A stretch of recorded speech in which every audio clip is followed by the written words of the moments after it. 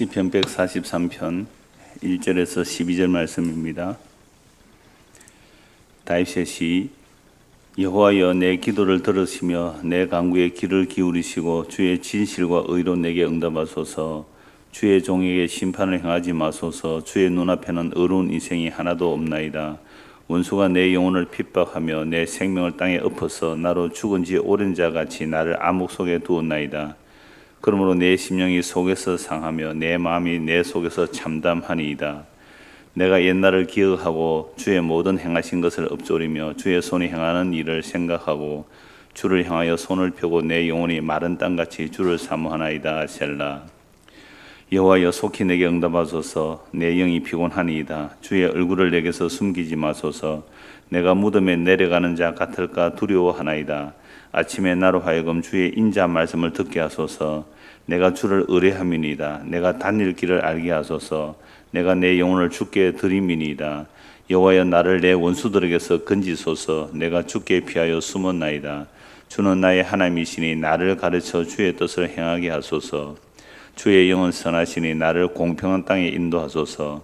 여호와여, 주의 이름을 위하여 나를 살리시고 주의 의로 내 영혼을 환난에서 끌어내소서. 주의 인자심으로 나의 원수들을 끊으시고 내 영혼을 괴롭게 하는 자를 다 멸하소서. 나는 주의 종이니이다. 아멘. 1절에서 2절을 다시 보겠습니다. 여호와여, 내 기도를 들으시며 내 간구에 귀를 기울이시고 주의 진실과 의로 내게 응답하소서. 우리가 기도를 한다는 것은 주님께 응답을 원해서 기도하는 거 아닙니까? 기도의 제목이 있다는 것은 그 기도를 들어달라고 기도하는 거죠. 그러니까 우리가 대부분 기도할 때는 우리 삶에 여러 어려움의 문제가 있을 때에 하나님, 이 문제 좀 해결해 주십시오. 그래서 내가 어려운 문제를 하나님께 기도했더니 하나님께서 응답해 주셨다. 그럼 뭐가 일어나는 거죠? 문제가 해결되었다. 대부분의 기도 간증은 그거예요. 물론 성경에서는 모든 일에 기도하라는 말씀이 있죠. 모든 일에 항상 감사하고 기도하라는 말씀들이 다 있습니다. 근데 오늘 본문에서 보면요, 이 시인이 다윗의 시, 표제어에 다윗의 시로 되어 있는데 다윗이 하나님께 기도를 해요. 그래서 기도하는 것이 여호와여, 내 기도를 들으시며 내 간구에 귀를 기울이서 들어주십시오라는데 무엇으로 응답해 달라고 합니까? 주의 진실과 의로 내게 응답해 달라는 거죠. 기도를 간절히 했더니 주님께서 응답해 주시는데 주님의 진실과 주님의 의로 응답해 달라. 그럼 주님의 진실하심, 주님의 의를 나에게 나타내 주십시오라는 간구가 되는 거죠. 진실과 의는 주님의 속성이죠. 진실과 의 자체가 주님의 속성입니다. 진실하신 하나님이신 의로우신 하나님이잖아요. 그러니까 진실과 의는 하나님의 속성인데 그 진실함과 의로움을 나에게 베풀어 주십시오라는 거죠. 그러니까 응답이, 기도에서 받은 응답이 주님의 진실함과 의로움을 우리에게 나타내셨다. 응답 받았다 이 말입니다. 이런 기도하라면 기도하겠어요? 잘 안 하겠어요? 그게 뭔데요? 내 지금 발등에 떨어진 불이 있는데 이 발등에 떨어진 불을 해결해 줘야지 주의 진실하심과 의를 응답해 주십시오. 그럴 거 아니에요. 그래서 주의 진실과 주의 의란 하나님의 속성인데요. 사실 주의 진실하심과 주의 의로움을 죄인들에게 나타내 버리면 그 사람은 응답받는 순간 죽어야 되는 거잖아요. 왜요? 주의 거룩함이잖아요. 주의 의로움이잖아요. 주님의 의 앞에서 우리의 의는요, 누더기거든요. 우리의 의라는 것은 누더기예요. 더러운 옷을 입고 있어서 거룩하신 하나님의 의 앞에서 그냥 죽어버립니다. 그러니까 하나님의 응답이 주님께서 진실함과 의로 우리에게 응답해버리면 우리는 다 죽는 거예요. 그럼 다윗이 주님의 진실함과 의를 구한다는 것은 우리가 평소에 내 문제를 해결하기 위해서 하나님께 기도하고 응답받았다, 그런 내용은 없다는 거죠. 그럼 도대체 주의 진실과 의를 어떻게 구하느냐? 2절 보십시오. 주의 종에게 심판을 행하지 마소서. 주의 눈 앞에는 의로운 인생이 하나도 없나이다. 주님께서 나에게 응답해 달라고 간구를 하는데 주님의 진실과 의를 구한단 말이죠. 그런데 주의 진실과 의를 우리에게 그대로 나타내시면 우리는 어떻게 해요? 다 죽습니다. 하나님의 의는 완벽한 하나님의 속성, 그 거룩의 의라고 그랬잖아요. 하나님께서 무슨 억한 심정이 있어서 막 우리를 심판하고 지옥 보내고 그러신 게 아니고 하나님의 거룩의 속성 자체가 그래요. 거룩함이 나타나면 거룩하지 않는 것은 물러갈 수밖에 없잖아요. 어둠이라는 것은 빛이 오면 물러가거든요. 어둠이라는 빛이 오면 물러가요. 그러니까 하나님의 거룩의 속성, 의의 속성상 죄인은 그 앞에 설 수가 없는 겁니다. 다윗이 하나님 앞에 진실과 의를 구해서 진실과 의를 응답해 달라고 했지만 그 진실과 의로 응답하시려면 반드시 자기가 죄인인데 용서받아야 된다는 거 알죠? 그래서 주님의 진실과 의를 우리에게 응답하실 때는 하나님께서 자기 이름을 위하여 자기 백성들의 죄를 용서해 주시는 그 진실함, 그 언약의 신실함과 하나님의 그 의로우심을 나타내는 거죠. 그래서 주님의 진실과 의가 응답되어지기 전에 우리가 먼저 뭘 알아야 된다고요? 내 죄가 뭔지를 알아야 되는 거죠. 내 죄가 뭔지를 알아야 돼요. 그런데 우리가 죄인이 하나님의 의 앞에 서면 그냥 심판이죠. 그 자체가 심판이라는 거죠. 그래서 2절입니다. 주의 종에게 심판을 행하지 마소서. 주의 눈 앞에는 의로운 인생이 하나도 없나이다. 주님 앞에 의로운 자가 하나도 없다. 그래서 시편 130편 3절에 보면 주께서 죄를 살피시면 누가 주 앞에 서리요? 주님께서 우리의 죄를 살핀다면 주님 앞에 설 자가 한 명도 없다는 거잖아요. 그러니까 우리가 주님 앞에 기도할 때 제일 먼저 기도가 뭘까요? 주여 우리를 불쌍히 여기소서, 우리의 죄를 용서하소서. 이게 먼저란 말이죠. 그래서 다윗이 지금 주의 진실과 주의 의를 구한다는 것은 속죄함 받은 자로서 그 속죄한 자들, 주님의 택하시고 용서하신 자들을 진실하고 의롭게 대하여 달라는 그 간구잖아요. 그런데 이렇게 주님의 진실과 의를 구하면서 자기가 죄인임을 알고 주를 의뢰하는 자들을 세상은 어떻게 한다고요? 가만두지 않는 거죠. 그래서 다윗은 이런 기도를 하는데요. 그래서 2절에 다시 보시면 주의 종에게 심판을 행하지 마소서. 주의 눈 앞에는 의로운 인생이 하나도 없나이다. 하나님의 공의, 하나님의 그 의로움의 속성, 하나님의 속성 자체가 그냥 죄는 그 앞에서 심판을 당하는 거잖아요. 그래서 다윗이 주의 종에게 심판을 행하지 말아달라고 강구를 하는 겁니다. 왜요? 주의 눈앞에는 의인이 하나도 없기 때문입니다. 로마서 3장 10절 12절 제가 읽어드리겠습니다. 기록된 바 의인은 없나니 하나도 없으며 깨닫는 자도 없고 하나님을 찾는 자도 없고 다 치우쳐 함께 무익하게 되고 선을 행하는 자가 없나니 하나도 없도다. 지금 바울 사도가 복음을 전하면서 유대인이 의인이냐? 아니더라는 거죠. 유대인이 의인이 아니다. 이방인도 당연히 의인이 아니죠. 그러니까 유대인이나 이방인이나 의인은 한 명도 없다는 거죠. 한 명도.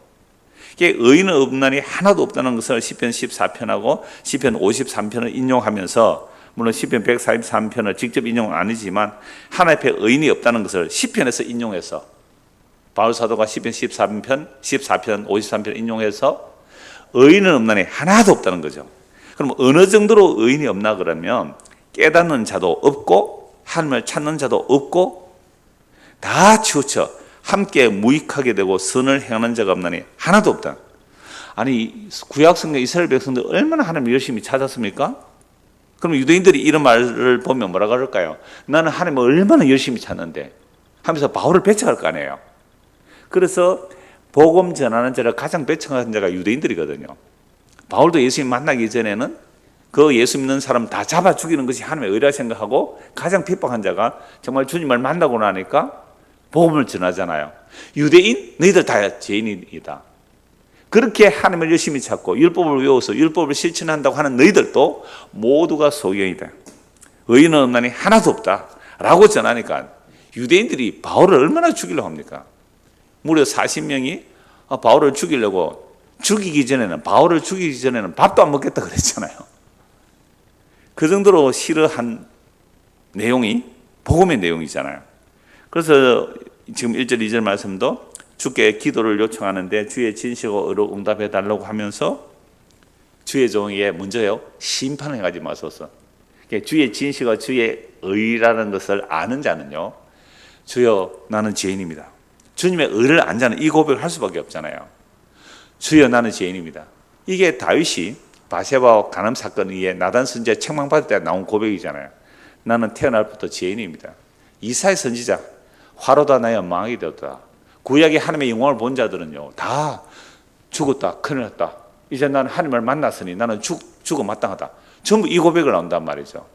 이게 바로 주님의 진실과 의 앞에서 의를 구하는 자들에게 죄의 용서가 먼저라는 거죠. 그래서 주의 종에게 심판하지 마시고 주의 종 눈앞에는 의로운 인생이 하나도 없다라고 말하는 겁니다.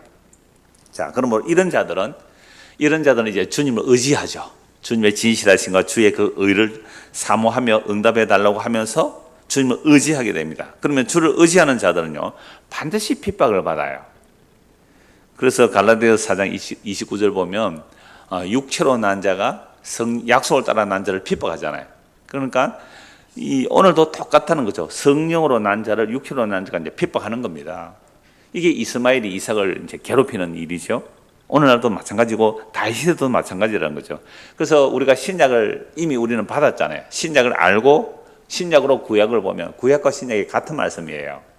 그래서 구약이나 신약이나 하나님의 택하심을 받고 하나님의 부르심을 입은 자들은 반드시 핍박을 받게 되어 있습니다. 그래서 3절을 보십시오. 원수가 내 영혼을 핍박하며 내 생명을 땅에 엎어서 나로 죽은 지 오랜 자같이 나를 암흑 속에 두었나이다. 그러므로 내 심령이 속에서 상하며 내 마음이 내 속에서 참담하니이다. 자, 주의 진실한 것, 주의 의를 구한다는 일은 죄인을 용서하시는 그 주님의 이제 진실한 것, 의를 구하는 거죠. 우리가 그냥 진실한 것, 의를 구해버리면 우리 다 죽는 거잖아요. 그래서 내 죄가 어떠한지를 알기 때문에 그 죄를 용서하시는 그 주님의 진실하심, 우리의 허물과 죄를 덮으시고 의롭다 해주시는, 이게 구약의 짐승의 피를 흘려서 짐승의 머리에 안수해서 우리의 죄를 그에게 전가시켜 버리잖아요. 그래서 그 피 안에서 우리를 의롭다는 것이 모형과 그림자르잖아요. 이 신약은 반드시 예수 그리스도를 통하여 확연하게 드러내셨고요. 그래서 우리가 주님 앞에서 의롭다함을 받은 자들은 주님께 피하는 자들이고 주의 의를 구하는 자들이잖아요. 그런데 이런 자들을 어떻게 한다고요? 원수가 핍박해요. 이 원수의 배후 세력은 사탄이잖아요. 그 사탄이 지금도 불순종의 아들들 가운데 역사는 그 사탄이 하나님을 의지하는 자를 핍박하게 돼 있어요. 어느 정도로 핍박을 하냐면 내 영혼을 핍박하며 내 생명을 땅에 엎어서 나로 죽은 지 오랜 자같이 나를 암흑 속에 두었나이다.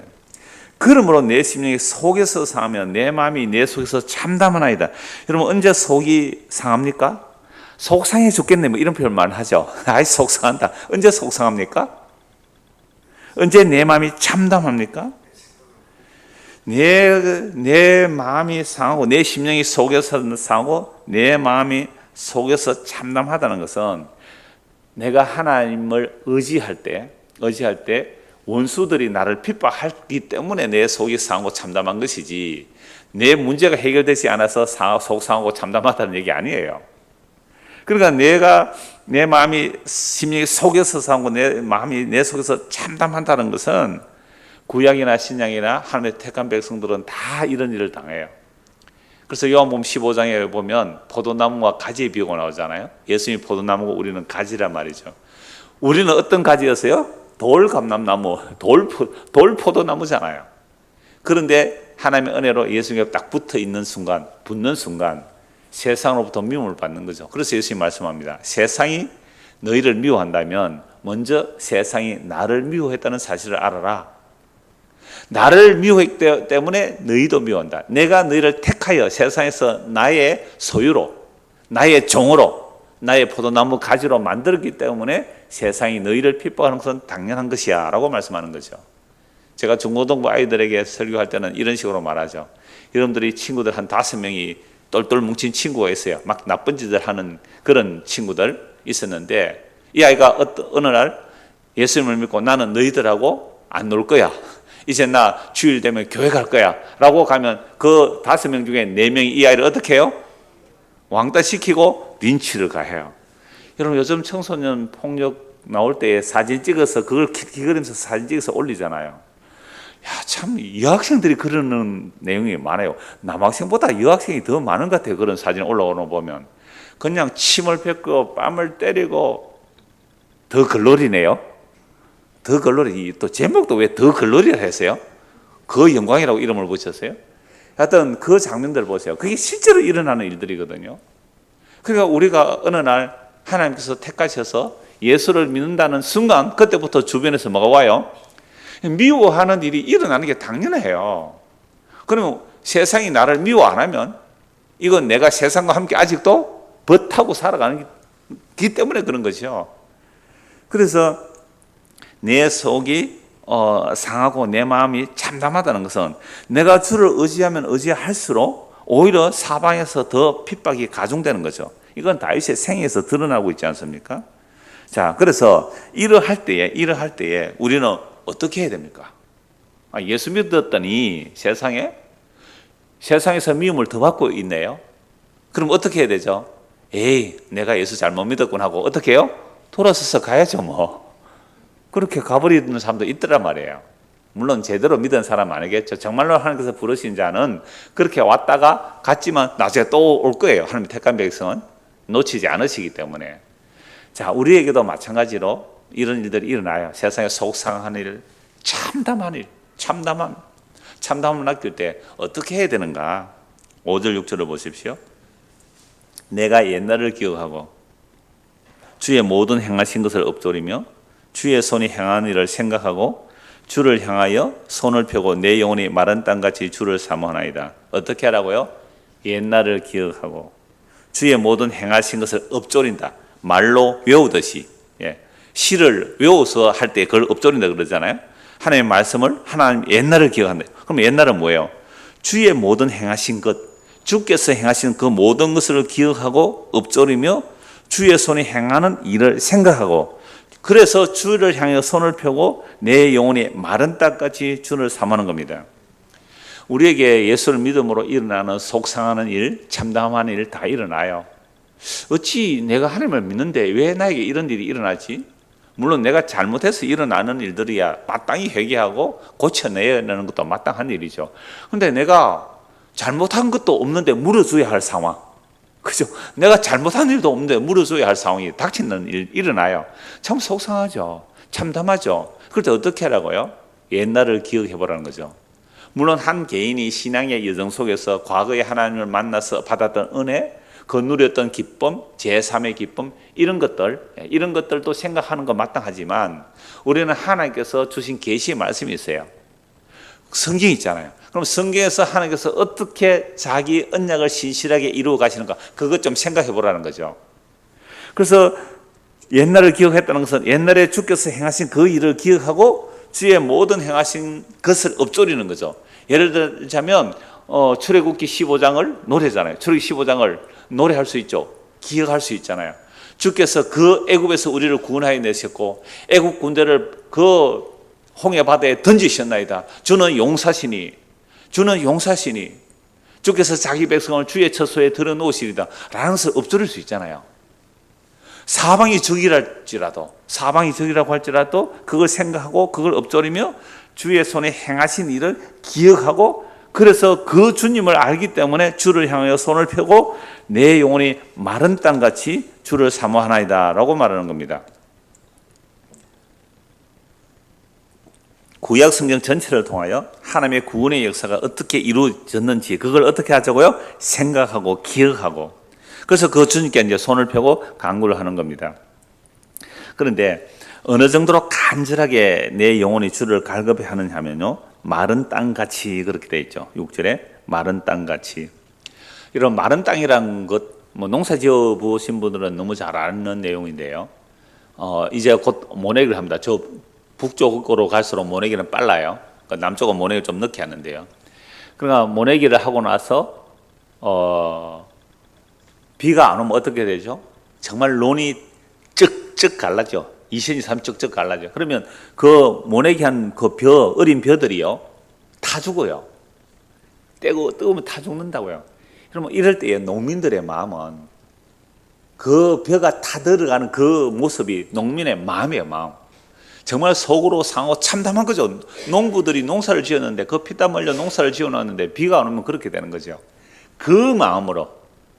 그러니까 마른 땅 같이 주님을 사모하는 거란 말이죠. 자, 그렇게 주를 사모합니다. 셀라 하고 이제 한 소절 쉬는 거죠. 이런 후렴구가 꼭 필요한 거죠. 그리고 이제 7절이 다시 시작됩니다. 여호와여 내게 속히 응답하소서.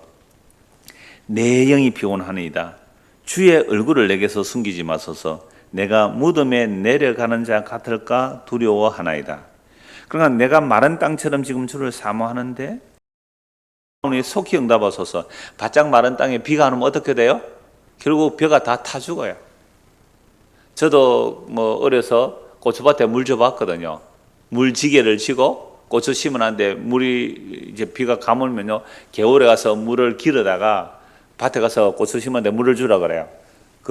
이 지게 나무 막대 가로대 막대기가 있어요. 그게 물통 두 개를 짊어지고 물통을 짊어지고 고추밭에 물을 주고 와요.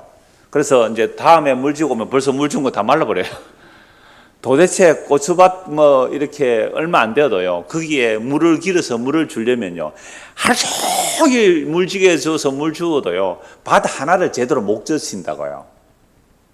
제가 전에 그 말씀 드렸잖아요. 시편에 나오는 말씀을 인용하면서 이미 지나간 말씀인데, 제가 부목사 때 조그만 텃밭 하나 가꾸는데 세상에 밑에 몇 미터, 한 20m도 안 돼요. 밑에 이제 수돗물 틀어가지고 물을 갖다 줬거든요. 그것도 힘들어요. 여름에 물 갖다 주려면 고추 몇 포기, 상치 몇 포기 심으면 그것도 물 갖다 주기 힘드는데, 그날 저녁에 해운대에서 누가 만나자 해서 그때 티코였어요. 티코 타고 가는데 비가 막 쏟아지잖아요. 비가 왜 이렇게 오는지 한 게 아니고요. 주여 감사합니다. 주께서 산 사면에서 비를 주시니, 시편에 나오네요. 주께서 저 하늘의 누각에서 비를 주시니, 그 비가 산을 흘러내려서 짐승들이 먹을 풀을 자라고 사람들이 먹을 채소가 자라는 그 말씀이 그날 저녁에 묵상한 내용이거든요. 할렐루야 하면서 갔단 말이에요. 그렇게 쏟아지는 비를 보면서. 그러니까 우리의 심령이 쩍쩍 가물어서 메마른 뜬같이 되었을 때에 주님께 기도하는 거죠. 은혜의 단비를 부어달라고. 수요일날 사실 비 오는 수요일이 많았어요. 그죠? 그때 우리가 하는 찬송이 주로 뭐였어요? 가물어 메마른 땅에 단비를 내리시듯 성령의 단비를 부어 새 생명 주옵소서. 그러니까 오늘날 우리가 내 속이 상하고 참담한데 진짜 기도할 내용을 기도하지 않고 엉뚱한 거 구하고 있으면요, 그건 마른 논이 갈라지듯 더 쩍쩍 갈라지는 거잖아요. 그래서 7절에 여호와여 내게 속히 내게 응답하소서. 내 영이 피곤합니다. 내 영혼이 말라 죽게 되었다 이 말이죠. 뭐 때문에 그래요? 주의 얼굴을 내게 숨기지 마소서. 결국 기도의 내용은 주의 얼굴을 뵙는 거죠. 그래서 아까 진실과 의가 주의 속성이라고 그랬잖아요. 우리가 기도를 한다는 건 주의 진실, 주의 의, 그 주의 속성을 구하는 것인데, 그게 주님을 구하는 것이고요. 더 줄여서 말하면 주의 얼굴을 구하는 거죠. 그래서 대면하는 거죠. 물론 하나님과 직접 대면하면 죽죠. 그러나 하나님의 말씀을 통해 하나님의 속성을 알고 하나님을 대면하는 것, 이게 기도의 내용이죠. 주의 얼굴을 숨기지 마소서. 만약 주님께서 나에게 얼굴을 숨기면 나는 뭐라고요? 무덤에 내려가는 자 같을까 두려워한다. 무덤은 곧 지옥과 연결됩니다. 주께서 얼굴을 숨겨버리면 나는 무덤이고 죽음이고 지옥으로 내려간다는 거죠.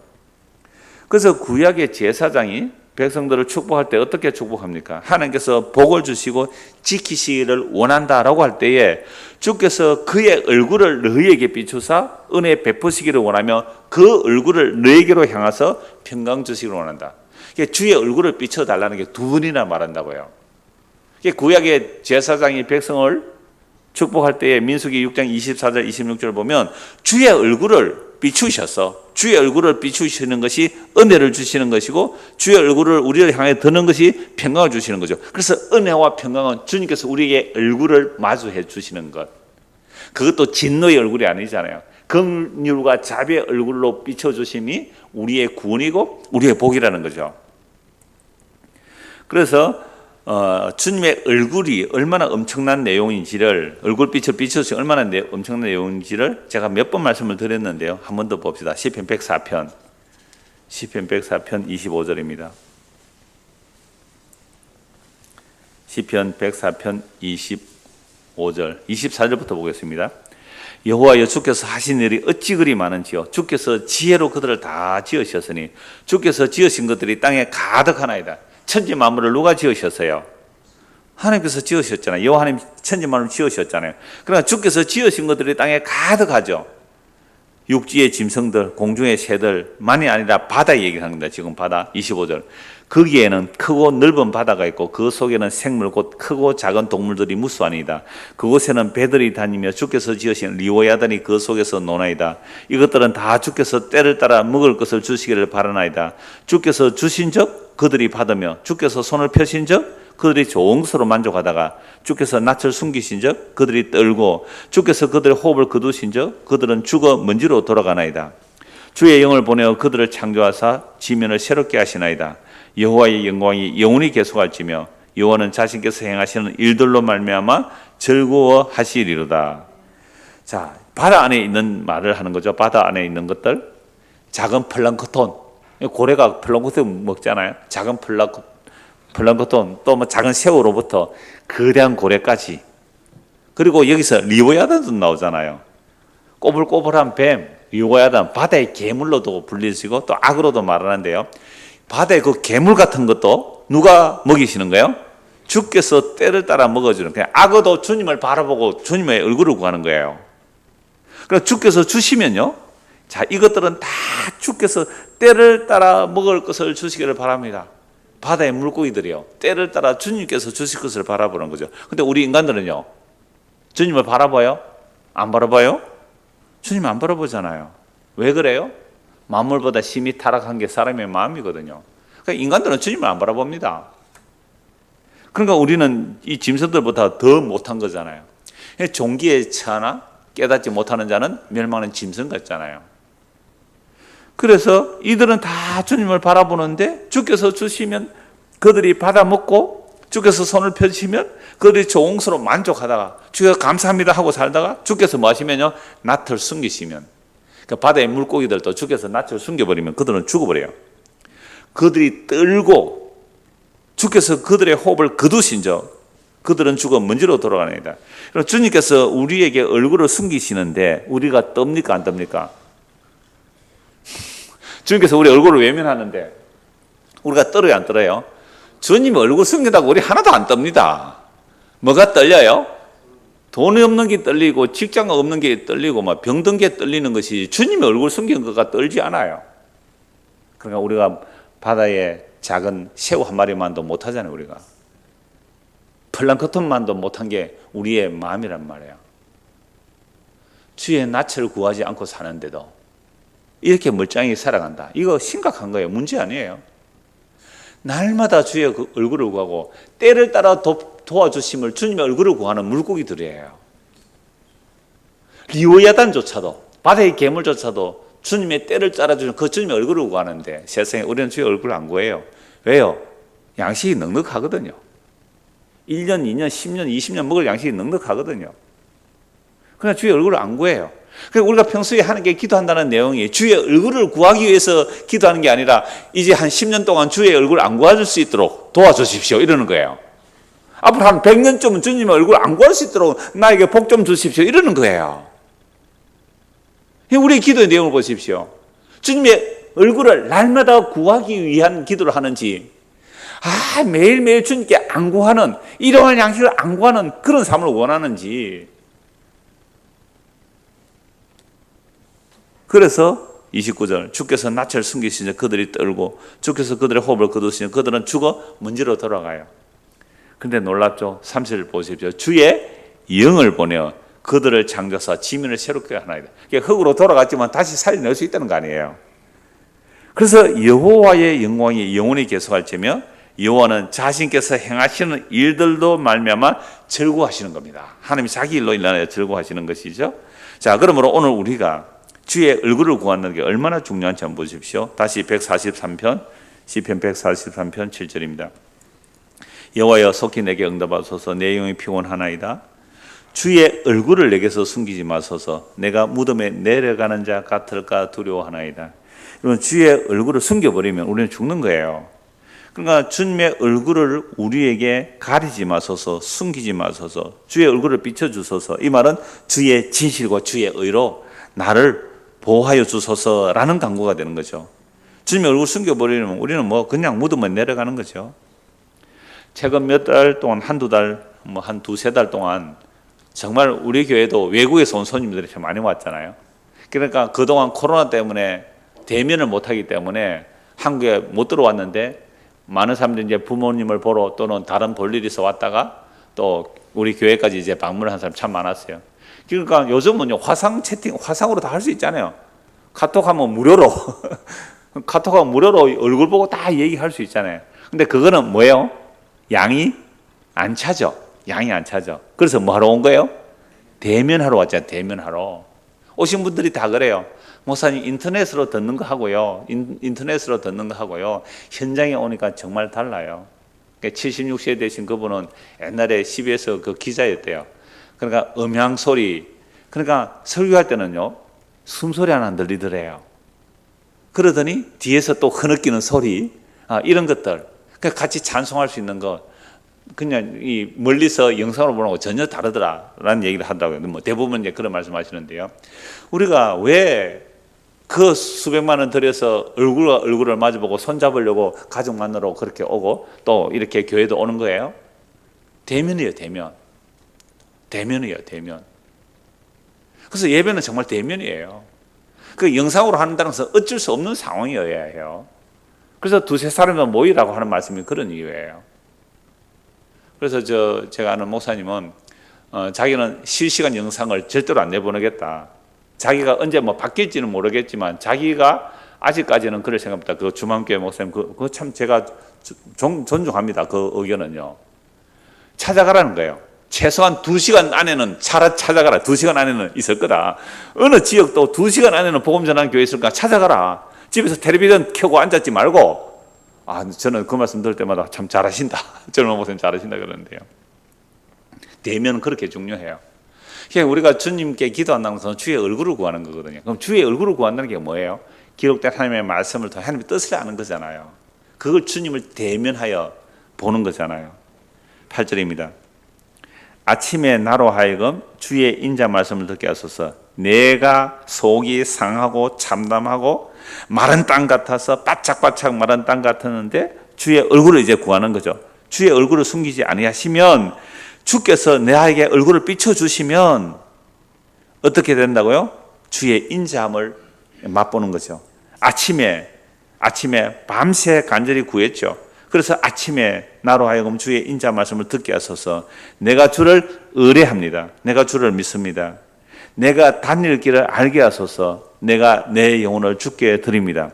기도하는 이유가 뭐예요? 기도하는 이유가 내가 주님께 간구하는 것은 주님 의지하는 것이고 주님의 응답을 받는 것은 내가 나에게 다닐 길을 알게 해달라는 거예요. 다닐 길을. 그럼 우리는 내가 다닐 길을 몰라요. 내가 가는 길을 내가 몰라요. 그러니까 내가 어디로 가야 할지 내가 다닐 걸 알게 해주십시오. 내가 내 영혼을 주께 드립니다라고 말하는 거죠. 우리는 태어나서 내가 내 길을 간다고 생각해요. 내가 내 길을 간다고. 지난주 오전에 제가 그 말씀 드렸잖아요. 오늘 교회를 갈까 말까? 에이 가자 해서 왔을 때 사람들 어떻게 생각한다고요? 보라, 내가 갈까 말까 생각하다가 내가 가자 해서 내 결단으로 왔다. 아니요. 그것도 주님 허락하지 않으면 안 된다라고 말씀드렸더니 어떤 분이 문자가 왔어요. 정말 그러하네요. 세상 만사가 다 주의 손에 있군요라고 문자가 하나 왔던데요. 그런 것처럼 주님께 기도하는 것은 내가 주를 의지하고 내가 다닐 길을 좀 알게 해주십시오. 이게 주님을 대면하는 거예요. 그러니까 지금 우리는 지금 뭐 하는 거예요? 주님을 대면하는 시간이에요. 주님의 말씀을 듣는 게 주님을 대면하는 시간 아닙니까? 그럼 주님께서 우리에게 어떻게 해요? 나의 다닐 길을 알게 해주는 거죠. 그럼 주님께서 우리에게 나의 다닐 길을 알게 해주는 것은 어떻게 하면서 살아가야 돼요? 주의 얼굴을 구하면서 사는 것이고요. 주의 얼굴을 구한다는 것은 아까 주의 진실과 주의 의로 응답해 주십시오. 그래서 주님께서 내 영혼을 소생시켜 주십시오. 내 영혼을 살려 주십시오. 주님께서 나에게 얼굴을 숨기시면 나는 무덤에 내려가는 자와 같습니다 라는 간구를 하는 거죠. 이것이 주님을 믿는 길이에요. 우리가 예수를 믿는다 할 때 바로 이게 주님을 믿는다는 말이죠. 9절 10절입니다. 여호와여 나를 내 원수들에게서 건지소서. 내가 주께 피하여 숨었나이다. 보십시오. 아까도 말씀드렸잖아요. 하나님께서 우리를 택하시고 주께서 인도하시는 그 길을 가면 반드시 우리가 누가 등장한다고요? 원수들이 등장해요. 때로는 이 원수가 집안 식구이기도 합니다. 이 원수가 집안 식구이기도 해요. 제일 힘들죠. 외부에서 오는 것이 아니라 내부에서 올 때 얼마나 힘들겠어요. 집안 식구일 수 있어요. 한 교회 사람일 수도 있어요. 한 교회 교인일 수도 있단 말이에요. 이 원수가. 어저께 어떤 부목사님 전화가 왔는데 교회가 참 시끌시끌하다고 어렵다 그랬어요. 그래서 제가 그 교회를 검색해 봤더니 법정 소송이 걸려가지고 온갖 어려운 일들이 많더라고요. 그러니까 우리는 정말 주님께서 내 길을 알게 해달라고, 범사에 내 길을 알게 해달라고, 내 영혼 이제 주께 드립니다. 내 영혼을 내가 좌우지해서 안 가겠다 말이죠. 내가 좌우지해서 안 가겠다. 흔히 뭐 성화라는 그림 있잖아요. 성화, 성자로 붙이는 게 뭐 하지만 예수님의 그림을 하는데 어떤 선장이 이렇게 배 키를 쥐고 가요. 근데 그 뒤에 누가 있어요? 예수님이 딱 이렇게 잡고 가는 그런 거 있잖아요. 그러니까 주님께서 내 생명을, 내 길을, 내 영혼을 주께 내가 드립니다. 그러니까 주님께서 내 길을 인도하시고 내 길을 알게 해주십시오. 이렇게 하는 것이 뭐라고요? 기도예요. 근데 우리는 어떻게 기도해요? 주님, 내가 이쪽으로 가야 되거든요. 내가 이쪽으로 가야 돼요. 반드시 이 길로 가야 되는데요. 도와주이소. 안 돼서는 안 됩니다. 나 꼭 이 길로 가야 돼요. 주님이 어디로요? 아니야, 이쪽으로 가라 그러는데 우리는 이렇게 기도하거든요. 아니잖아요. 이건 우리의 영혼을 주께 드렸어요, 안 드렸어요? 안 드렸어요. 내 영혼을 내가 가지고 가겠다는 거 아닙니까? 이게 이미 기도의 출발부터가 잘못된 거예요.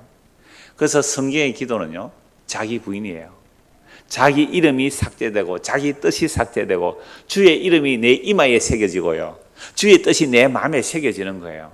이마에 새겨지는, 이마에 뭐 666표처럼 이름을 새긴다는 개념이 아니라 내 머리, 내 가장 앞부분, 내 가장 정면, 내 가장 중요한 자리, 이게 주님이 우리의 이름을 새겨주시는 거거든요. 그래서 내 영혼을 주님께 드리는 것이지, 내 영혼 내가 챙겨갈 테니까 주님은 나의 스폰서나 되어주세요, 이건 말도 안 되는 얘기란 말이죠. 그래서 9절입니다.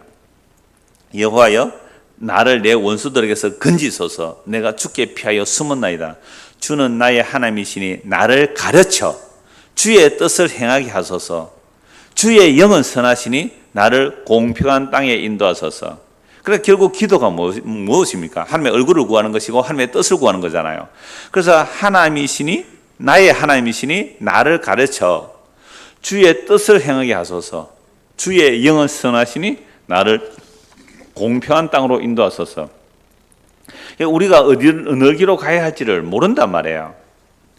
그래서 잠언 14장 12절, 16장 25절 말씀을 보면 어떤 길은 사람의 보기에 바르게 보이죠. 마침내 멸망의 길이다. 필경, 마침내 멸망의 길이에요.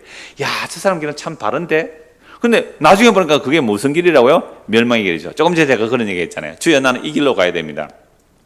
반드시 이 길로 가야 됩니다. 이것이 주님의 뜻입니다. 이것이 하나님 영광 돌립니다. 막 이러고 고집을 부린단 말이에요. 그런데 주님은 전혀 반대 길이거든요. 그러니까 이 길로 만약 간다면 사람들이 칭찬하는 길이죠. 이야, 너 정말 성공했구나. 너 이름이 되게 높아졌구나. 너 유명한 사람이 됐구나. 핵 인사, 그래도 요즘 핵 인사? 그런 말 써요? 아주 셀럽 그러고요. 야, 또 요즘 왜 그렇게 어려운 단어가 많은지 모르겠어요. 셀럽, 이렇게 말하고요. 하여튼 그런 길로 가는 게 사실 우리의 소원이거든요. 근데 오히려 주님께서는 우리를 반대 방향으로 이끌어 가시는 거잖아요. 그래서 우리의 길이 사람들 보기에 야, 참 바른 길이다 보이지만 그게 마침내 멸망의 길인지 여러분 어디서 점검해야 돼요? 성경에서. 이게 하나님을 대면하는 시간이고요, 하나님께 길을 구하는 것이고요, 하나님께 내 영혼을 드리고 하나님이 나의 주인이 되셔서 나를 그 생명의 길로 인도해 주십시오라고 하는데, 근데 그 생명의 길로 가는 길은 사람들이 보기에 어때요? 미련하고 어리석어 보이고 협착한 길이고 멸망의 길로 가는 것처럼 보이는 거죠. 그래서 사람들이 핍박하는 그 길이란 말이죠. 그래서 주께서 나를 공평한 땅에 인도하소서. 이게 원어는 평평한 땅, 골짜기 없고 높은 산이 없는 그런 평평한 땅이라고 하는데, 궁극적으로는 하나님의 나라를 말하는 거죠. 정말 차별이 없는, 더 이상 불의와 악이 없는 그 평탄한, 그 평안한 그런 땅으로 나를 인도해 주십시오라는 간구입니다. 이제 11절 12절입니다. 여호와여, 주의 이름을 위하여 나를 살리시고 주의 의로 내 영혼을 환난에서 끌어내소서. 지금 내가 환난을 당하고 있단 말이죠. 그러니까 환난을 당하는 나를 나의 어떤 자격이 아니라 무엇으로요? 주의 이름을 위하여 나를 살려주시고 주의 의로 내 영혼을 환난에서 끌어내. 왜냐하면 주의 인자심이 크기 때문에 그렇죠. 12절입니다. 주의 인자심으로 나의 원수들을 끊으시고 내 영혼을 괴롭게 하는 자를 다 멸하소서. 나는 주의 종입니다 라고 간구합니다. 자, 그러면 이런 기도를 응답하여 달라고 하는데, 지금 143편 1절에서 12절 전체가 하나님께 간구하는 내용인데, 자기 어떤 자격이 아니죠. 주의 의로움과 선하심, 주의 얼굴을 대면하여 주십시오, 이런 모든 간구들, 원수에게서 나를 건져 주십시오 하는 이런 모든 간구들이 내가 어떤 자격을 갖추었기 때문에 응답해 주세요가 아닙니다. 무엇 때문에? 기도하는 거죠. 주의 이름을 위하여, 여호와여 주의 이름을 위하여 나를 살리시고 주의 의로 내 영혼을 환난에서 끌어내어 달라고. 나의 의가 아니잖아요. 누구의 의로요? 주의 의. 그래서 처음 간구가 진실과 의를 구했잖아요. 나의 의는 더러운 거예요. 나의 의로 나갈 수가 없어요. 나의 진실은 없어요. 주님의 진실과 그 의로 나를 건져 달라는 거잖아요. 그래서 주의 그 의, 주의 이름과 주의 의를 인하여 나를 살려주십시오 라고 말하는 겁니다. 자, 그런데 조금 전에 제가 그런 예를 들었습니다. 우리가 기도하는 기도는 나의 이름, 나의 명예, 나의 자존심이 무너지는 거예요? 높아지는 거예요? 나의 이름과 나의 명예, 나의 자존심이 높아지는 것을 기도해요. 기도 들어보면요, 거의 다 그런 기도죠. 주여 나의 이름은 사라져도 괜찮습니다. 노래는 잘하지 않아요. 아골꼴짝 빈들에도 복음 들고 가오리라. 이름 없이 삐도 없이. 노래는 참 잘하잖아요. 이름 없이 삐도 없이. 이름 없이 해라 그래보죠. 화가 나서 식 될걸요. 제가 부목사 때 그 주보 이렇게 만들 때요, 이름 하나 틀려보세요. 주보에 그 이름 명단 수십 명 이름 적잖아요. 11조 감사 이렇게 적는데 이름 하나 틀리면 당장이에요. 전도사님 이름 틀렸어요. 성경 말씀 적어놓은 건 안 보고 말이죠. 자기 이름 틀린 걸 어떻게 그렇게 잘 찾아내는지. 사람들은 뭐에 관심 있다고요? 자기 이름에 관심 없어요. 자기 이름, 자기 명예, 그런 것들만 높아지기를 원하는 거죠. 그래서 우리의 기도도 그런 내용입니다. 그런데요, 오히려 누구 이름 위하여? 주의 이름 위하여. 주의 이름 위하여. 그러니까 나의 명예, 나의 자존심, 이거 높이는 것이 제 힘을 아는 자들이 바로 주의 영이 임한 자들이죠. 그래서 성령이 임하게 되면요, 주의 이름 위해서 살려달라고 기도합니다. 그렇다면 이제 주의 인자심이 나타나죠. 주의 인자는 끝이 없고, 인자가 뭐라고요? 하나님의 언약을 따른 사랑이잖아요. 왜 하나님은 자기 약속을 가지고 우리에게 사랑해 주셔야 돼요? 우리는 늘 약속에 신실하지 못하거든요. 아침 다르고 저녁 달라요.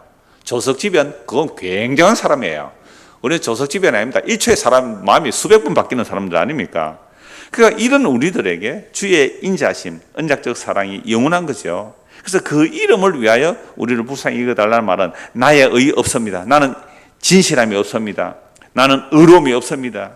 나는 늘 내 중심이고 나는 언제나 나밖에 모르는 죄인입니다 라는 고백이 여기 다 담겨 있는 거죠. 이게 주의 이름을 위하여 나를 살려달라는 겁니다. 그래서 주의 이름을 위한다 라는 것을 가지고 좀 이제 구약과 신약을 쭉 살펴보고 말씀 마무리하려고 하는데요. 여러분, 하나님께서 왜 천지 만물을 창조하셨습니까? 자기 이름의 영광을 위하여. 자기 이름의 영광을 위하여. 그럼 에덴 동산의 선악과 나무, 생명나무, 아담과 하와, 뱀의 유혹, 타락, 그 다음에 가지고 입히심, 에덴 동산의 추박, 제약의 가득함, 노아 홍수, 홍수 위에 아브라함을 불러신 일, 이 모든 것들로 다 누구를 위하여?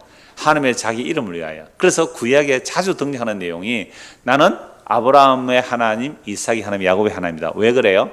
아브라함을 내가 어떻게 다루고 가는지 늘 봐라는 거죠. 창세기에 아브라함, 이삭, 야곱이 가장 많잖아요, 분량이. 창세기에 천지 창조의 이야기는 짧아요. 타락기에도 짧아요. 가장 많은 이야기가 뭐라고요? 아브라함과 이삭과 야곱이거든요. 믿음 하나도 없는 아브라함, 내가 어떻게 다루고 가는지 봐라.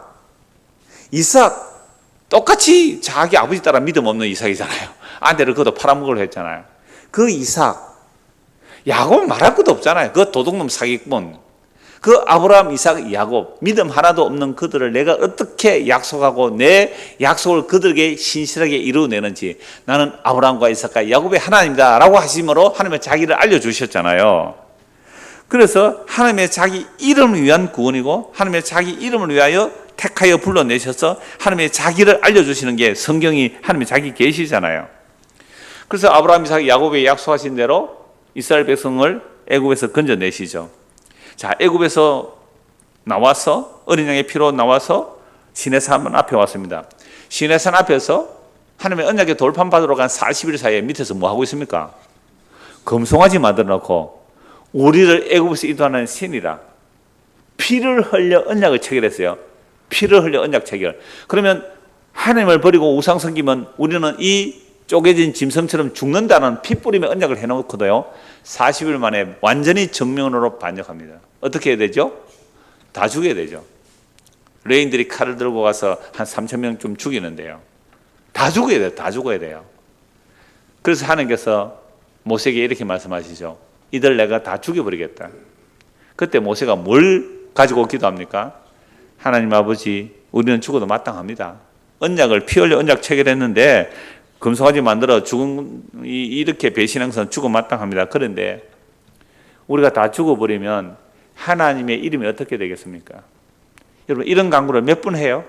몇 번이나 합니다. 몇 번. 얼마나 자주 하는지 몰라요. 가나안 땅 정탐하고 나서 우리는 못 들어가겠다고 10명의 말을 듣고 애굽으로 돌아가자고 했을 때 하나님께서 또 진멸해버리겠다 그러잖아요. 그때 그건 부산 1년 좀 넘은 기간이잖아요. 모세가 뭐라고 말합니까? 하나님 아버지, 만약 하나님께서 우리를 이 땅에서 다 진멸해버리면 하나님의 명성이 어떻게 되겠습니까? 우리를 애굽에서 인도하여 내어서 그 큰 애굽 땅 바로 밑에서 인도하여 내어서 약속의 땅에 들여놓겠다고 약속하셨는데 하나님이 능력이 없어서 우리를 약속의 땅에 들여놓지 못했다. 또는 하나님께서 우리를 죽이려고 악한 의도로 우리를 인도해내었다라고 한다면 하나님의 이름이 어떻게 되겠습니까? 그래, 내가 용서하마. 이건 하나님이 이랬다 저랬다 하는 분이 아니고 구약에서 하나님을 가장 잘 아는 분이 누구예요? 모세예요. 모세는 하나님의 이 속성, 하나님의 그 언약, 하나님의 그 자비를 알기 때문에 하나님의 이 기도를 할 수 있는 거예요. 그러니까 하나님이요, 우리야 원래 이러한 자들 아닙니까? 하나님 앞에 어려운 자가 어디에 있습니까? 하나님이 우리를 인도하신 것은 자기 이름을 위하여, 하나님의 자기의 명성을 위하여 인도해 내셨기 때문에 하나님의 자기 이름을 위하여 우리를 불쌍히 여겨 주십시오. 이게 모든 그리스도의 영이 임한 선지자들의 기도입니다. 오늘 신약시대에 우리도 예수를 믿어 성령 임한 자들이라면 이 기도를 하는 거예요. 전혀 다른 기도입니다. 이건 우리는 기도할 때 내 이름을 위해서 기도해요. 내 이름의 높아짐을 위해서 기도한단 말이에요. 내 이름이 칭찬받는 것을 기도해요. 저도 제 이름이 얼마나 신경 쓰는지 아세요? 우리 그 동영상 나가는데 댓글 달기 금지를 해버렸다고요. 어떤 사람은 감사합니다, 은혜 받았습니다, 이 시대의 선지자들 이런 사람이 있는가 하면 어떤 사람 막 욕하는 거예요 밑에. 그래서 보기 싫어서 댓글 달지 마. 네, 집사님한테 부탁해서 댓글 못 달도록 해놨어요. 댓글 안 달립니다 지금. 그 정도로 사람은 자기 이름에 관심을 가질 수밖에 없는 본성이에요. 그런데 우리 이름대로 하나님께서 일하신다면 우리는 단 한 명도 구원받을 자가 없어요. 그래서 하나님께서 자기 이름을 위해서 자기를 이루어 가시는 겁니다. 이게 구약성경 전체가 약속하신 그 말씀의 내용이거든요.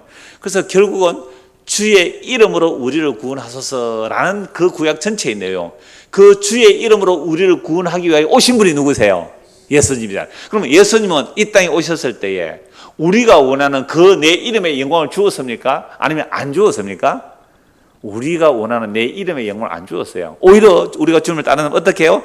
자기를 부인하고, 자기를 부인한다는 말은 뭐예요? 자기 이름의 명예 없애라는 거예요. 네 이름의 칭찬 그거 없애라는 거예요. 내 이름을 삭제시키라는 거죠. 근데 우리는요, 자기 이름 하나 위에 살잖아요. 호랑이는 죽으면 가족을 남기고, 사람은 죽으면 자기 이름 남긴다고 지 이름 좀 고상하게 남기려고 하는 짓을 하잖아요. 근데 하나님은 어떻게, 예수님은 어떻게 해요? 네가 나를 따라오려거든 네 이름을 삭제해라. 너 이름 위에 내 이름을 새겨주마. 이게 예수를 믿는 길이고요, 주의 이름을 위하여 일하는 모습이 이런 거란 말이죠. 그래서 빌립보서 2장을 한번 보겠습니다. 주의 이름으로 오신 분이 어떻게 하시는지. 빌립보서 2장 5절에서 11절. 잘 아는 말씀이기 때문에 한번 그냥 읽기만 하겠습니다. 너희 안에 이 마음을 품으라. 곧 그리스도 예수의 마음이니 그는 근본 하나님의 본체시나 하나님과 동등됨을 취할 것으로 여기지 아니하시고 오히려 자기를 비워 종의 형체를 가지사 사람들과 같이 되셨고 사람의 모양으로 나타나서 자기를 낮추시고 죽기까지 복종하셨으니 곧 십자가에 죽으심이라. 예수님이 땅에 오셔서 자기 이름을 높입니까? 낮춥니까? 낮추죠. 어디까지요? 죽기까지 복종해 버리잖아요. 자기 이름을 높이는 일을 단 한 번도 안 하셨다는 것. 우리는 다 자기 이름 높이기 위해서 일합니다. 뭐라 그래도 자기 이름 위해서 일해요. 예수님은 단 한 번도 자기 이름을 높인 적이 없어요. 오히려 자기 이름을 아버지를 위하여, 아버지의 뜻을 위하여 자기를 십자가에 죽기도록 복종하죠. 이러하기 때문에 하나님께서 어떻게 하신다고요? 이름으로 하나님이 그를 지극히 높여 모든 이름 위에 뛰어난 이름을 주사 하늘에 있는 자들과 땅에 있는 자들과 땅 아래에 있는 자들로 모든 무릎을 예수 이름에 꿇게 하시고 모든 입으로 예수 그리스도를 주라 시인하여 하나님 아버지께 영광을 돌리게 하셨느니라. 자, 그렇다면 우리가 예수의 이름에 무릎을 꿇는다는 것은 어떤 예수예요? 십자가 지신 예수님이죠. 내 이름을 높여주는 예수예요? 내 이름을 없애버리는 예수예요? 내 이름을 없애버리는 그 예수 앞에 무릎을 꿇는 것, 이게 하나님께 영광이에요. 그런데 우리는 하나님 영광 돌린다 그러면서 누구 이름이 높아져야 돼요? 저 옆집 아저씨 이름 말고, 저 다른 교회 이름 말고, 그죠? 우리 넓은 교회 이름이고, 누구 이름요? 이상호 목사 이름이고, 막 높아져야 되지 않겠어요? 이게 바로 주의 이름을 위한 구원이 뭔지를 모르는 거예요. 그러니까 제일 그 위험한 또는 잘못된 길로 가는 사람들이 결국 사람들은 사람의 이름을 부르는 거죠. 누구누구의 이름, 어느 교회 아니에요. 다 그 부인되어야 될 이름이고 삭제될 이름들이에요. 십자가 지신 예수 그리스도의 이름만 남겨져야 하는 곳이 교회거든요. 근데 교회에서 왜 사람들 이름을 높이려고 하느냐 말이죠. 그래서 천지 만물을 창조하신 것은 예수님을 위한 창조예요. 골로새서 1장을 한번 보십시다. 골로새서 1장 이 말씀으로 마무리를 하겠습니다. 우리가 주의 이름을 위한다는 게 뭔가를 보고 마무리하겠습니다. 자, 골로새 1장 12절부터 보겠습니다. 우리로 하여금 빛 가운데서 성도의 기업의 부분을 얻기에 합당하게 하신 아버지께 감사하게 하시기를 원하노라. 우리는 예수 안에 오기 전에는 우리는 어떤 기업이에요? 어둠의 기업이에요. 어둠의 기업. 썩어질 기업이란 말이에요. 심판받을 기업, 지옥 갈 기업. 그거 자기 이름과 함께 높이기를 원했잖아요. 근데 우리를 빛 가운데로 옮겨 놓았어요. 빛 가운데 기업, 하늘에 속한 썩지 아니할, 쇠하지 아니할, 낡아지지 아니할 거룩한 영광의 그 기업을 얻기에 합당하신 아버지께 감사하게 하시기를 원하노라. 그가 우리를 흑암의 건세에서 건져내사 그의 사랑의 아들의 나라로 옮기셨으니 그 아들 안에서 우리가 속량 곧 제사함을 얻었더라. 하나님의 아들 안에서 속량 얻는 거죠. 그는 예수님이죠. 보이지 않는 하나님의 형상이시요 모든 피조물보다 먼저 나신이시니 만물이 그에게서 창조되되 하늘과 땅에서 보이는 것들과 보이지 않는 것들과 혹은 왕권들이나 주권들이나 통치자들이나 권세들이나 만물이 다 그로 말미암고 그를 위하여 창조되었고, 제가 시작할 때 그 말씀 드렸잖아요. 천지 만물은 하나님이 자기 이름을 위하여 자기 영혼을 위해서 창조했다는 게 바로 예수님이에요. 예수님을 위하여 천지 만물이 다 지어졌다는 거죠. 선악과 왜 만들었어요? 예수님 드러내려고. 생명나무 왜 지었어요? 예수님 드러내려고. 이렇게 해야 해석이 돼요. 보이는 것이나 보이지 않는 것이나 천사 마귀 안 보이잖아요. 누구를 위하여? 예수님을 위하여. 우리를 왜 만드셨어요? 예수님을 위하여. 어떤 예수요? 십자가에서 달렸던 그 예수를 위하여. 이게 주의 이름을 위한 일이고 주의 이름을 위한 구원이고, 아까 보셨잖아요. 주께서는 자기 이름을 위하여 행하시는 일을 보고 즐거워하시는 거예요. 그러니까 하나님께서 기뻐하시는 일은 따로 있어요. 누가 무슨 일을 기뻐해요? 예수의 일을 보고 하나님 기뻐하는데, 우리는 예수님과 상관없이 지가 만드는 걸 가지고 하나님 기뻐지죠. 받으세요. 나 그거 안 기쁘거든. 하나님은 자기 아들이 하신 일을 기뻐하세요. 쓸데없는 거 가지고 하나님 영광 돌린다고 그래 놓고는, 쓸데없는 거 바쳐놓고는 또 하나님께서 보고 안 준다고 삐지고 말이죠. 왜 그래요? 하나님 그거 아예 보지도 않으시는데. 그러니까 하나님께서 만물을 창조하신 거, 보이는 것이나 보이지 않는 모든 것은 예수님을 위한 거예요. 또한 그가 만물보다 먼저 계시고 만물이 그 안에서 함께 서느니라. 그는 몸인 교회의 머리시라. 보세요. 몸인 교회의 머리라. 그러면 교회 다니는 사람 다 뭐가 잘려야 된다고요? 머리가 잘리는 거예요. 내 판단, 내 가치, 내 지식, 내 이름, 내 자랑 다 잘리고요. 예수님 나의 머리가 되는 거잖아요. 그가 근본이시요 죽은 자들 가운데서 먼저 나신이시니 이는 친히 만물의 으뜸이 되려 하시며 아버지께서는 모든 충만으로 예수 안에 거하게 하시고 그의 십자가의 피로 화평을 이루사 만물 곧 땅에 있는 것들이나 하늘에 있는 것들이 그로 말미암아 자기와 화목하게 되기를 기뻐하심이라. 전에 악한 행실로 멀리 떠나 마음으로 원수가 됐던 너희를, 그럼 하나님과 마음으로 원수가 된 우리는 누구 이름 위에 살아요? 내 이름 위에서 살았잖아요. 이게 악한 행실로 하나님과 원수된 거예요. 이제는 그의 육체의 죽음으로 말미암아 화목하게 하사 너희를 거룩하고 흠없고 책망할 것이 없는 자로 그 앞에 세우고자 하셨으니 만일 너희가 믿음에 거하고 터위에 굳게 서서 너희들은 바 복음의 소망에서 흔들리지 아니하면 그러하리라. 이 복음 천하 만민에게 전파된 바요 나 바울은 이 복음의 일꾼이라. 나는 이제 너희를 위하여 받는 괴로움을 기뻐하고 그리스도 안에 남은 고난을 그의 몸된 교회에 내가 내 육체에 채우노라. 내가 교회의 일꾼 된 것은 하나님이 너희를 위하여 내게 주신 직분을 따라 하나님의 말씀을 이루려 함이라. 그러니까 바울이 복음을 전하는데요, 그 내용이 얼마나 엄청난지 26절부터 다시 봅니다. 이 비밀은 복음의 비밀이에요. 만세와 만대로부터 감춰졌던 것인데 이제는 그의 성도들에 나타났고 2000년 전에 이미 십자가로 이 복음이 나타났다는 거죠. 하나님이 그들로 하여금 이 비밀의 영광이 이방인 가운데 얼마나 풍성한지를 알게 하려 하심이라.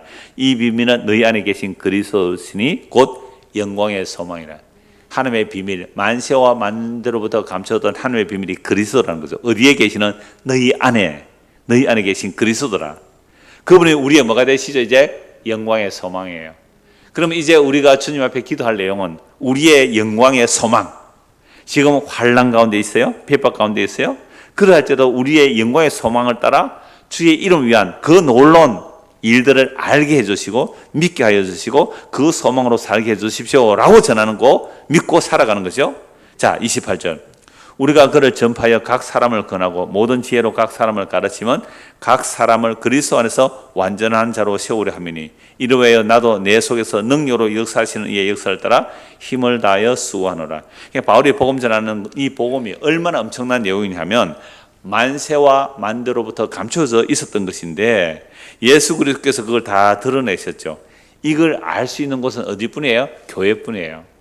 그러면 교회에 들어온 자들은 어떤 모습이고요? 예수 그리스도가 우리의 머리가 되시는 거죠. 머리가 우리를 다스리죠. 이게 하나님을 대면하는 겁니다. 예수님이 나의 머리가 되셔서 나를 가르치고 내가 가야 할 길을 인도하시는 것, 이걸 주님을 대면하는 것이고 예수가 머리가 된 교회들이죠. 그러니까 교회는 그리스도의 몸이잖아요.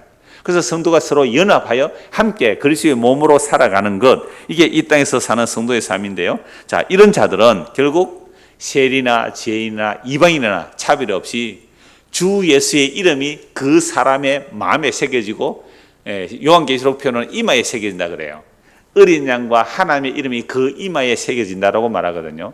그러니까 우리의 이름이 어떻게 돼요? 그러면 삭제되고 주의 이름이 우리 안에 새겨지는 삶, 이게 주의 이름을 위한 구원이고 이걸 기도한 내용이 바로 구약의 모든 그리스도에 임한 선지자들이고 신약의 사도들이 전한 복음의 내용입니다. 그래서 이제부터 진짜 자유하게 되려면 뭐에 관심 없으면 돼요? 자기 이름에 관심 없으면 되는데 이게 가능해요? 불가능해요? 불가능하더라고요. 저 불가능하더라고요. 그러면 자기 이름에 관심 없애세요. 발음이 안 됩니까? 자기 이름을 관심 가지지 마세요. 주의 이름에만 관심 가지세요. 라고만 전해버리면 이건 뭘 전해요? 제가 율법을 전한 거예요. 그런데 말은 그렇게 하지만 그건 제가 방향성이에요. 아하, 주님께서 우리를 구원하여 인도해 가시는 길은 뭐라고요? 자기의 이름을 삭제시키고 주의 이름을 나에게 새겨 넣는 과정이군요. 그러면 내 이름을 누가 무시해도 어떻게 해요? 아, 괜찮아. 이 길로 가는 게 믿는 길이 맞아. 그렇죠? 예, 그렇게 살면 자존심 상할 일이 별로 없어지게 되겠죠. 그게 예수 믿는, 그래서 기도하는 내용이 그거예요. 주님, 주의 이름을 위하여 내 이름을 삭제하여 주시고 주께서 내가 하사 그 길로 인도하여 주십시오. 이 기도가 우리 모두의 기도가 되기를 소원합니다. 기도하겠습니다. 하나님 아버지, 하나님께서 우리를 구원하시되 우리의 행한 의로운 행위로도 말미암지 않고 어떤 우리의 자격으로도 말미암지 않고 오직 긍휼과 자비, 하나님의 이름으로 우리를 구원하셨습니다. 그 이름으로 오신 분이 예수님이십니다. 십자가로 우리의 죄를 용서하시고 의롭다 하시기 위해서 살아나시고 우리에게 영원한 소망과 영광의 기업이 되신 주님, 그 주님이 나의 전부가 된다면 나의 이름, 나의 가치는 사라져도 괜찮습니다. 아니, 복됩니다. 기쁩니다. 이 고백이 믿는 자의 길이오니 이 길을 갈 수 있도록 날마다 주의 말씀과 성령께서 우리를 인도하여 주옵소서. 이 길로 조용히 끌려가는 믿음의 삶이 우리의 기쁨이 되도록 또한 은혜를 베풀어 주시옵소서. 예수 그리스도 이름 받들어 기도드리옵나이다. 아멘. 자, 이렇게 기도하고 돌아가겠습니다.